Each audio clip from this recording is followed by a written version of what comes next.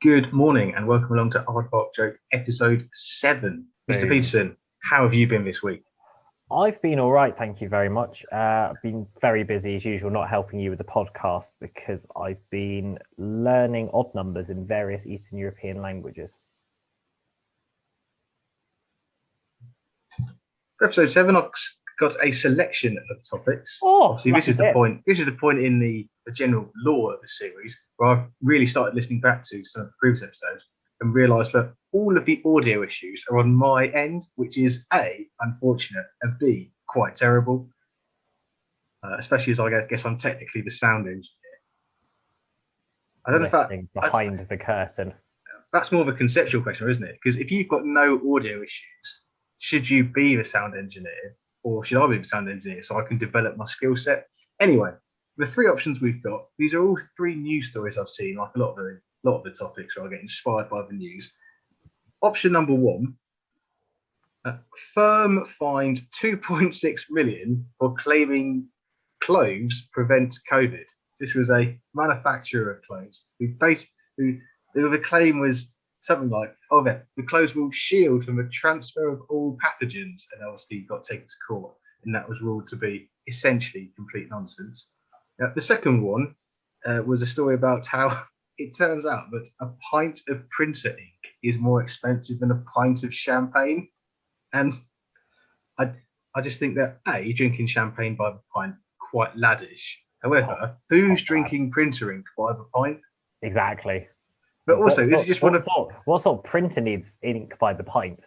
Exactly. Is it one of those sort of meaningless comparisons where it's like, did you know that a swimming pool's worth of crude oil costs twice as much as a swimming pool's worth of elephants? You don't measure printer ink in pints. And if printer ink falls in the woods, does anyone hear it scream? Exactly. My understanding of the situation, printer ink is specifically designed to be as thin as possible, so you don't have to use too much of it.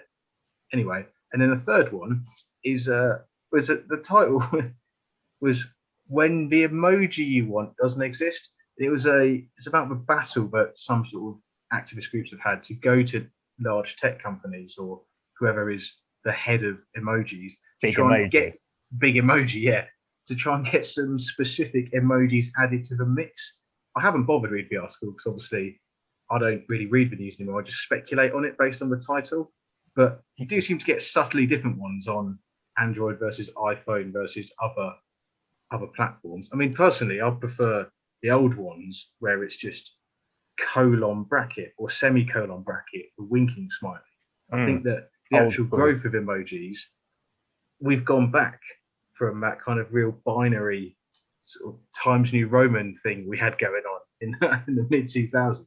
But the choice is up to you, Mr. Peterson. I think we should look at the emojis because I feel like there's scope and I feel like we may have already used all the good content on the printer ink one already. There's a single joke there. Who's drinking pints of printer ink? That's a good point. Well, maybe that will make it into the stand-up as well. So that is the joke. See you next week. Now, welcome to episode 7.2. So, I mean, the emoji is a good point. Okay, then let's start with this. What emojis do you think we're missing? I think we're missing the obvious thing that came to mind first when I saw this and you thought of this was various rude gestures you can make with your hands, and obviously very useful to use in emoji form. Rude gestures are always good. I mean, generally useful for life, I find as well. Yeah, useful for life, useful in the workplace, useful with your mates. It's all fine and dandy. But I feel like that sort of level is beneath you professional amateur stand-up comedian man. Possibly. So, I was thinking there's a lot of food emojis. There's hamburger, fries. I mean, my concern with this one is we're going to say we should invent this emoji, and someone goes, "Oh, it actually already exists." Yeah, that is a problem because we haven't checked all the emojis beforehand, because it may not shock the listeners to know there's not a lot of prep for this podcast. It will shock them because it sounds hear there's any prep at all, actually. So I am confident there is not a bananas in custard emoji, and that would be a good one. Because bananas in custard is absolutely delicious. Very good. Pavlova emoji as well. probably not pavlova emoji. In one of the various group messages that I'm in, there's one guy who he's not. I don't even know if he's that bad a cook, but he once cooked. I think he basically cooked a chili, but didn't have any rice or anything in because it was sort of last day of the month, day before payday, and he was just using up what was in the fridge and the freezer. So he sort of made a chili, but whatever filter he'd put on it, or just the natural low-level lighting of the house he was renting a room in, it came out looking a bit grey. So now, irrelevant to what he cooks or makes from a culinary perspective, the general go-to joke is, I think you forgot to add the grey or anything, or it's too grey, needs more colour. So I think that grey versions of the rest of the food emojis to simulate that the food is lacking in quality or bland. Yeah.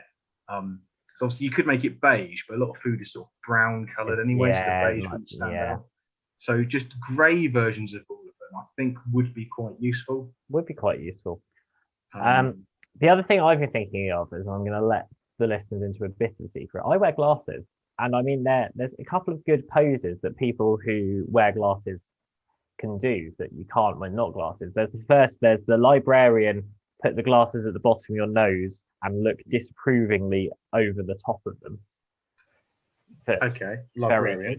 Yep. And then there's also the put your glasses in the corner of your mouth thinking pose, looking wistful and thoughtful and like you're going to say something deep and meaningful.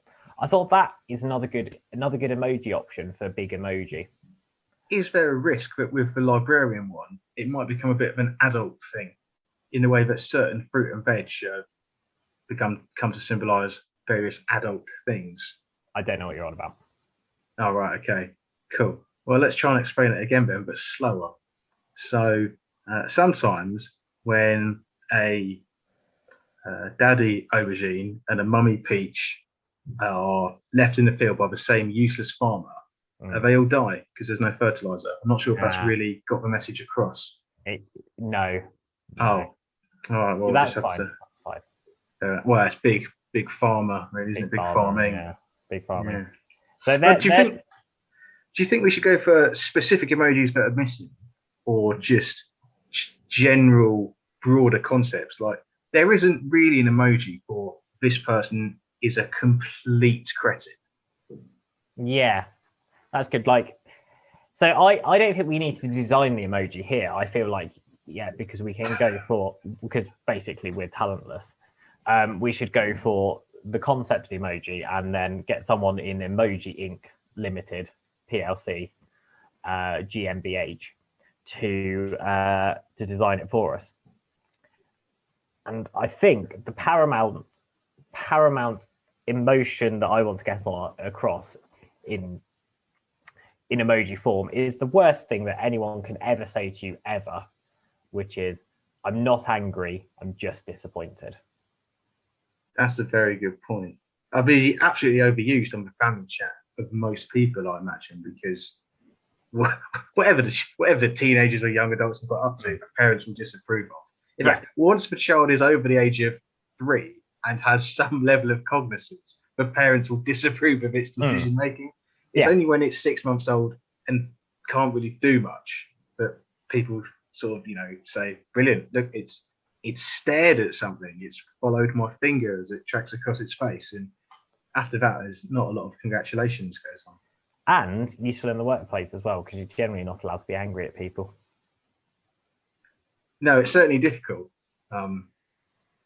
You have to do it in more subtle ways, I think. Let's say you're a professional boxer, then it's probably quite a good idea to be angry at a person. But I don't know, though. I mean, I'm not a boxer myself, but it is a combat sport, and so aggression is key. But then in lots of martial arts films, someone who is overly aggressive does always end up getting beaten in the sort of final act by the person who is slightly less aggressive, is slightly more controlled in their fighting style. I'm sure there are boxing and martial arts based podcasts out there, and I reckon they're all great because they could beat us up. Yes, that's a very good point. But it won't stop us slagging them off. If we had the suitable emoji, I would use a running away emoji right now. That's a good one. We should add that. I don't know if it needs to be a sort of blue animated cartoon bird.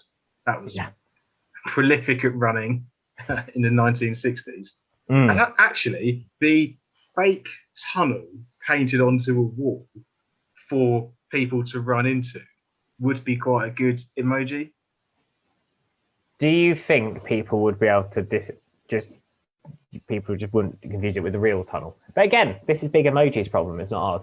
It is. Also, I think a skilled artist could probably do that. Yeah. Clearly, neither of us do. But, No. No. Cool. So I actually think that I'm not angry. I'm just disappointed. I think that should be the punchline. I think what we need is we need two options, left and right of art, to build up to that.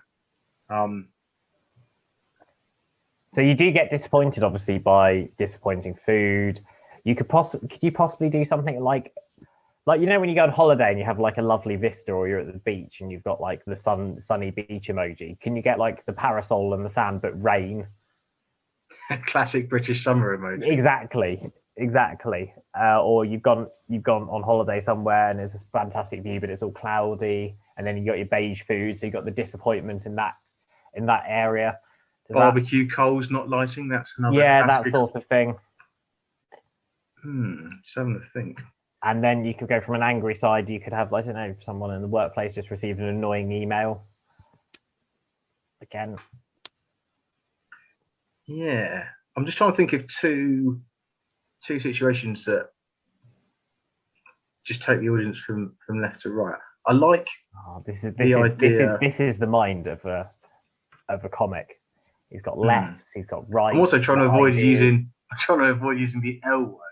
I have a great preference for the raining summer emoji that you just outlined. I do hope that big or even medium-sized emoji art will do eventually find this episode, because they'll go. I mean, what they'll probably go is, these people are complete idiots. Why didn't they download emoji DLC 7? Because this stuff's been out for about 16 months. I don't think they needed to go, why didn't they download after these people are complete idiots? Do you think that listening to this podcast, they'll go, these people clearly know nothing about tech? We've saved ourselves an angry email. We didn't need to say about tech. There's 7 episodes in. They know we're completely useless and inept. Cool. We barely managed to scrape a joke together on episode 6. That's true. Episode 35 is going to be dire. Absolutely terrible. But yes, this one I feel I have high hopes for this, because we've got a left, we've got a right, we've got a punchline. We've got the punchline and we've got rainy umbrella. So we just need to think of something which is completely removed from a rainy British seaside holiday situation. But is equally disappointing, or? It can be disappointing or optimistic. That's quite a wide range of emotions there. What about Or we could just go for bananas and custard. Something practical like bananas and custard. Yeah, or something philosophical like, what does it take to have fun on a UK seaside holiday? Can we get a tree falling in the woods emoji? That's deep. I know. Think about that. If an emoji tree falls in an emoji woods, does it get a response? Yeah, exactly. Imagine you and your mate in your philosophy WhatsApp group is kicking off with the tree falling in the woods emoji. Is there a tumbleweed emoji? I think there actually might be, but you just don't. No one really has the. If you're listening to this podcast, please comment it below. Yeah, people don't use it in group chats, especially work ones, because they know it just get absolutely torn apart by management. Someone puts up a really boring post. Do you think you've got it? Do you think you need to disappear into your joke writing space? Indeed, I do. We've just had a break, and welcome back. 27 hours and 3 minutes later. Time for the joke. I saw on the news the other day an article about the struggles a company had to get their emoji accepted by Unicode. Do you remember back in the day when struggle was used to talk about issues that actually mattered? If I was going to create a new emoji, I'd go for a rude gesture you can use in a workplace, or maybe a more conceptual problem, such as, how do you have a good time on a beach holiday when it started raining? The real king of emojis that they should create would be a parent going, I'm not angry, I'm just really, really disappointed. Parental approval, that's the real struggle. Very good. This has been Aardvark Joke episode 7. We've discussed emojis. Mr. Peterson, is there anything you would like to add? There is not at this current moment, Your Honour. I've been Ed Podcast Jing. Thank you very much for listening. See you again next week.